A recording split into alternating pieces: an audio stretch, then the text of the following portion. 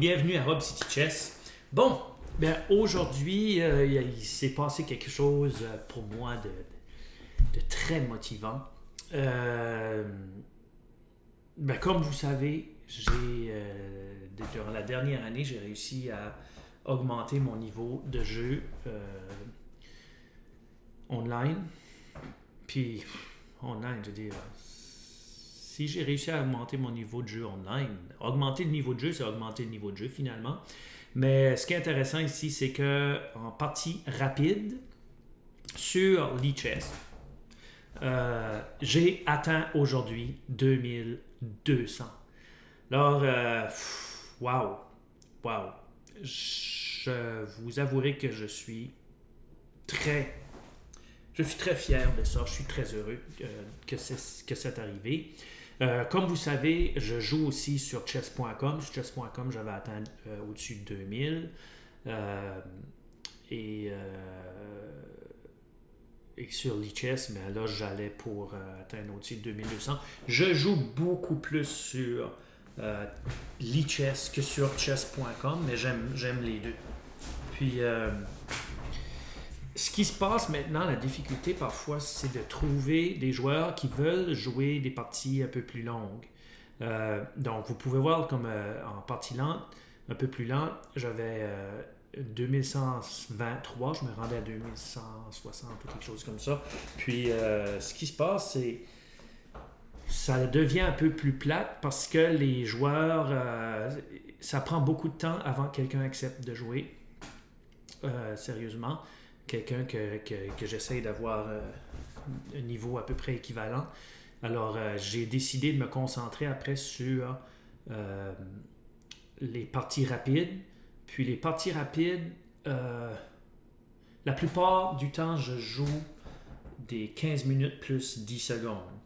Parfois, quand ça prend trop de temps pour trouver un joueur, là, je joue des 10 minutes et j'ai plus de facilité à trouver des joueurs. Mais c'est plutôt 15 minutes. J'essaie de jouer des parties quand même un peu plus lentes. Lentes, il faut le dire vite. Mais c'est... regarde, je ne vous raconterai pas de mensonges ici. C'est des années pour moi. Okay? C'est des années d'entraînement. Ça représente des années d'entraînement pour moi me rendre à 2200. Je sais qu'il y a des gens qui se rendent à 2200 plus facilement que d'autres. Mais moi ici... Le jeu en ligne, particulièrement, quand j'ai commencé, ça m'a pris du temps avec le 2 dimensions. Et c'est étrange parce que je suis capable quand même de jouer une partie à l'aveugle, mais je trouvais ça un peu difficile. Mais je me suis habitué, bien sûr, mais même quand je me suis habitué, là, c'était pas juste une histoire de 2 dimensions, c'était une histoire de m'améliorer, de devenir un meilleur joueur d'échecs. Et je crois que je suis devenu un meilleur joueur d'échecs. Et si on regarde ici, quand je dis des années, là, on voit 2000. Ok, ça c'est. Comment ça marche? On va voir là. Ok, tiens, je vais mettre dans la dernière année. Bon, ben ça c'est la progression que j'ai fait dans la dernière année. Mais comme vous pouvez voir, c'était pas toujours facile. Ça montait, ça descendait. Là, ici au plus bas, 1935. Et là, ça montait. Et finalement, rendu ici, il y a quelque chose qui est déclenché. Et vraiment, comme j'avais dit dans une autre vidéo, pour l'analogie, la comparaison à des casseurs de pierre, les joueurs d'échecs, que tu frappes sur la pierre et elle ne casse pas. Et tu penses que tu n'as rien fait. Tu frappes, tu penses que tu n'as rien fait. Tu frappes, ça ne fait rien. Et tout d'un coup, la pierre lâche et tu as des résultats. Donc, et regardez, je peux aller même un peu plus loin que ça. En 2019 et 2018. OK, regarde ça. Ça, c'était moi, 1800. Alors, c'est bien. J'ai hâte de voir qu'est-ce que ça va donner en partie face à face. Alors, ce que je vais vous montrer ma dernière partie que j'ai jouée pour atteindre 2200. C'est un des adversaires que j'ai joué les plus hauts cotés, alors c'était assez excitant. Alors, voir les parties. Oups, qu'est-ce qui est ça? Ok.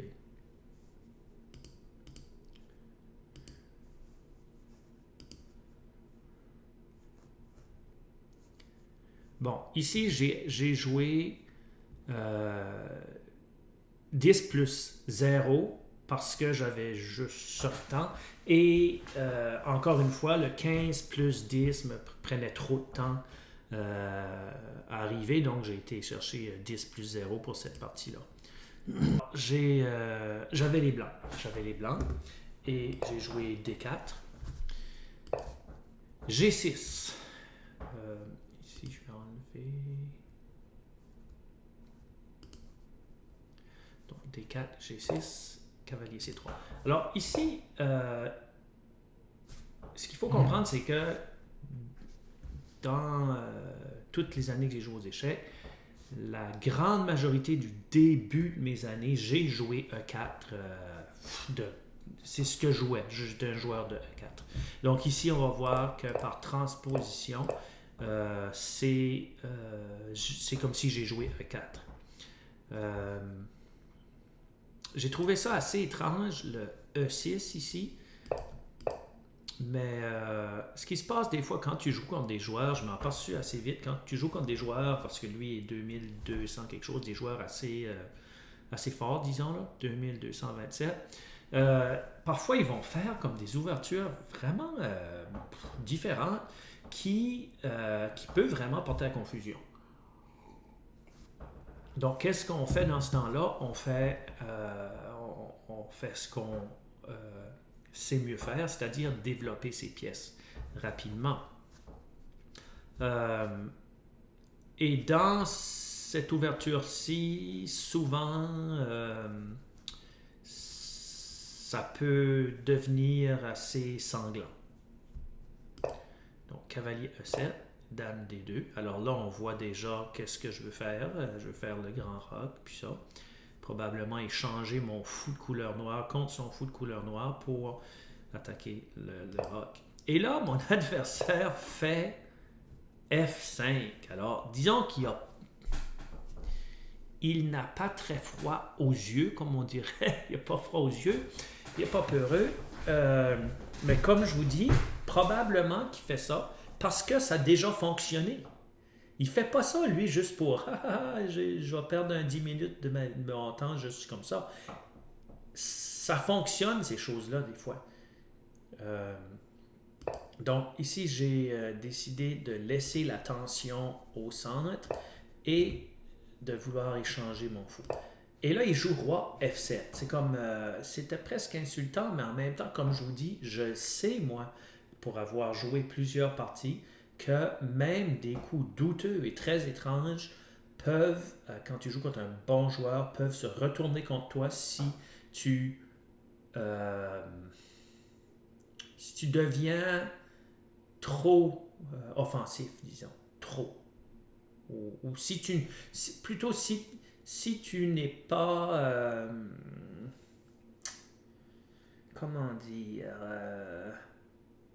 si tu penses que ça va être facile, pense-y pas. Si tu penses que ça va être facile, oh non, c'est pas comme ça le jeu d'échecs. Et c'est la première erreur, c'est de penser que tu vas avoir des parties faciles. Alors ici, je savais que j'avais un avantage directement tout de suite, mais je savais que ça allait pas être une partie facile quand même. Cavalier F3 et la tour F8. Alors là, on voit l'idée de rocker à la main, disons là. Mais moi, là, ça allait bien. Il pousse tout ça. Ça fait... J'avais déjà vu des lignes avec H4 sur F5. Donc, H4 pour apporter ma tour et détruire un peu pas mal son roc. Alors, il a pris. J'ai pris avec mon cavalier. Ici, il a pris, donc il a laissé la tension aller. Alors, ça fait mon affaire. Puis en plus, mon cavalier en plein centre.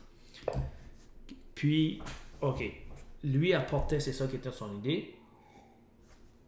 En faisant ça, il apportait son cavalier. Oh, il apportait son cavalier à F5 pour attaquer mon fou, mais ça me dérange pas comme mon roc, je vais le faire rapidement à un moment donné. Là. Puis, il n'y a pas de contre-attaque ici là, sur le bord dame. Donc, ça va jouer sur le bord roi. Puis, ça donne que j'ai beaucoup de pièces qui se rendent là. Fait échange et H5. Et là, il a joué tour H8. Donc, je savais qu'il allait probablement jouer ça. J'ai décidé d'échanger tout. Puis là, après, de mettre, de mettre ma tour à 1, à H1. Comment faire ça? Ben, c'est en roquant, puis en essayant d'attaquer le cavalier avec le pion, d'amener le fou là, puis d'amener la tour là. Et étant donné que mes deux cavaliers sont là, puis ma dame vise quand même le roc ennemi, je pense que ça valait la peine de le faire. Et en plus, j'ai un avantage de développement. Fait que j'ai pris et j'ai rocké. Bon. Fait que là, le danger pour lui, c'est justement que je joue G4, puis fou G2, puis après que je joue ma tour à H1. Puis aussi, son fou a besoin de 2 coups. Il faut qu'il joue un pion, puis après, il faut qu'il joue son fou. Ça fait que c'est très difficile déjà pour les Noirs. Mais, je vous dis encore, même si c'est très difficile pour les Noirs, ça ne veut pas dire que la victoire est si facile à ramasser. Et c'est ça que c'est que des joueurs comme ça vont te donner beaucoup de difficultés et ça peut se retourner contre toi. Donc, je voulais pas que ça arrive. Ça fait que j'ai fait D6 et j'ai joué G4, donc le plan pour amener la tour ici. Okay. Puis après, infiltrer la dame. Donc, il a joué cavalier H4. Bien sûr, ici, il fallait que j'essaye de faire attention aussi au fait qu'il pouvait essayer de jouer dame H6. Et ça, souvent, quand ce que je fais des rocs opposés, disons, j'ai les blancs, il faut souvent faire attention à que ce soit la dame qui veut s'échanger contre la dame, dépendamment de l'attaque qui se passe, ou le fou sur couleur noire qui peut prendre je ne me souviens plus quel terme là, mettre genre de clouer la dame sur le roi. Donc, c'est pour ça, c'est une des raisons pourquoi on joue souvent roi B1. Mais ici, étant donné que ça ne pouvait pas fonctionner, ça que je viens de dire, j'ai laissé mon roi là. Donc, il a joué cavalier H4, il a pris, et j'ai joué fou G2. Donc, fou G2 pour apporter le plus rapidement possible la tour à H1. Et même la tour à H1, je l'aurais joué probablement comme ça. Check et...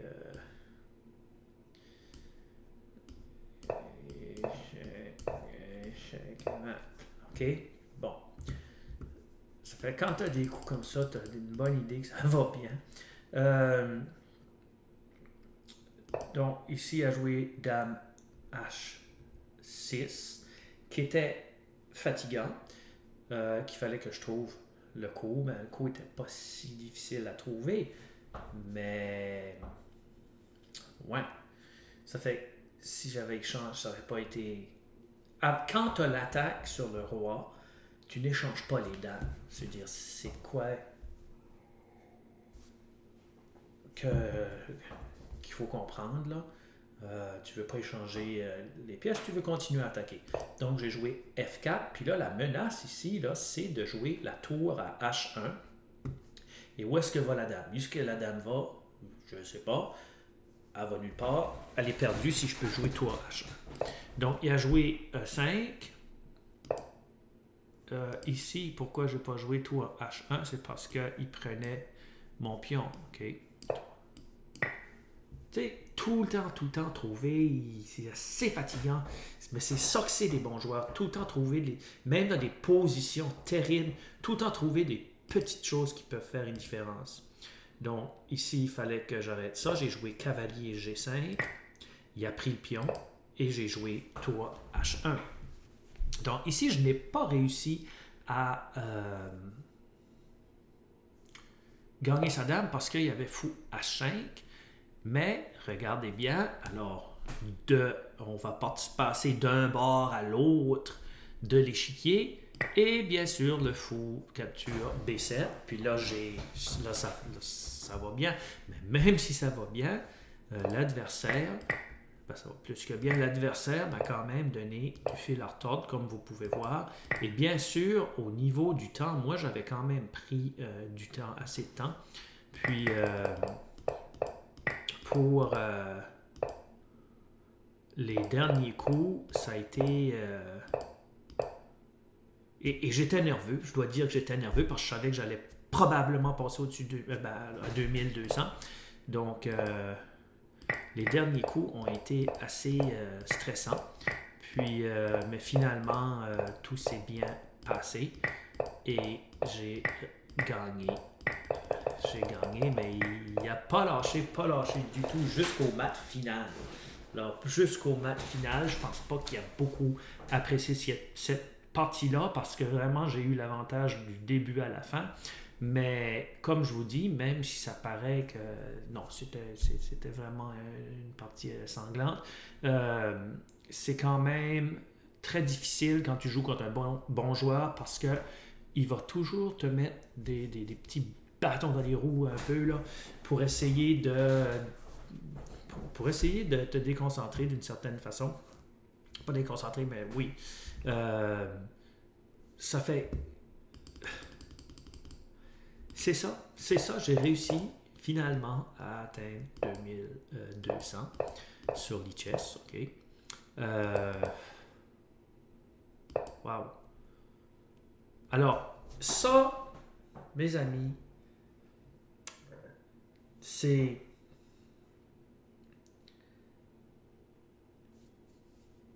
pas terminé. Premièrement, je vais bien sûr, je vais poursuivre avec essayer de monter encore plus haut, mais me rendre à ce niveau-là, je vais vous dire en toute vérité, c'est des années d'entraînement et de sacrifice et de déception et de toutes sortes de choses comme ça. Avant que les choses fassent du sens. Je dois aussi vous dire qu'une des façons que j'ai réussi à monter ma cote de cette façon-là, c'est je joue quand j'ai la motivation de jouer. Je joue quand ce que ça me tente de jouer. Ça peut paraître bizarre, là, mais je joue quand je veux jouer. La grande majorité du temps. Ça fait quand je m'assois, je suis tout là, la grande majorité du temps, pour jouer la partie. OK? Alors, je pense que ça fait une différence. Je ne joue pas comme 20 parties par jour. Je ne joue pas 5. Des fois, je peux jouer 5. Mais comme je joue une partie, 2 parties par jour, 3 peut-être. Je joue quelques parties blitz aussi de temps en temps. Mais grosse différence dans mon jeu. C'est aussi simple que ça. Alors, j'espère que ça va bien avec vos propres résultats. Et c'était Hub City Chess 2200. Yes!